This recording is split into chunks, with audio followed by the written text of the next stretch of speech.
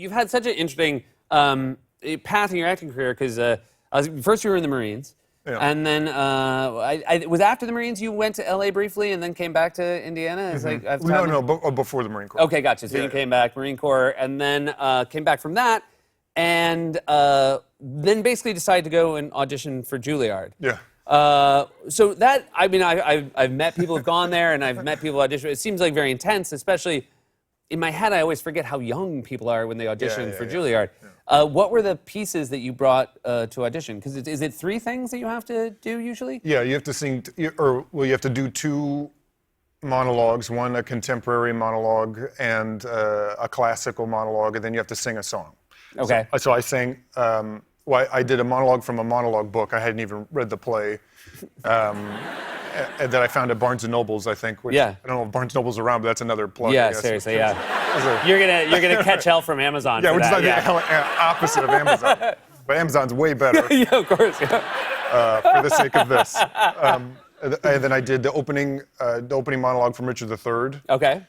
And then I sang Happy Birthday. Okay. Yeah, that was my song. So that seems like the most right down the middle choice. Yeah, right. Yeah. It's a very intense version. I mean, I guess Happy that Birthday. would be a case where you'd be like, I'd love to do a song from Oklahoma, but I only have the one line. Right. You're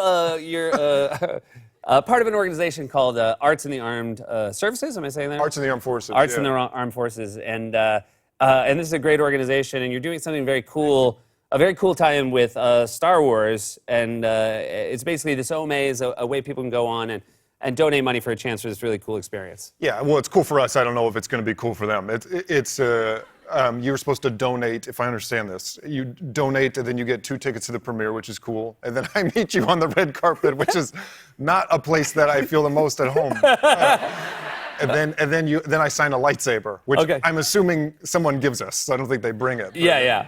That would be really rude if you were like, they meet you and they're like, and the lightsaber, and you're like, you didn't bring one? I don't know. Seems like of the chances would be you'd have a better hookup for a lightsaber. Right, So that's what it is. You enter, and then all the money goes to this nonprofit, which I run with my wife, where we bring contemporary theater to a military audience all around the country and all around the world, and has branched out into this thing where we do a bridge award, or give a $10,000 grant to anyone in the military to write a play about anything. We do a film screening series for student veterans. It's turned into kind of like a cultural hub for people in the military. It's a really cool idea, because I think even independent of the military, there's so many people who have no theater in their life and probably think that there's this real wall to them being able to access it. It's really cool that you're bringing it to people, and because I think obviously everybody would get something out of it. So. Oh yeah, I mean, anytime it is, kind of predominantly in New York, and it's anytime a group says that this group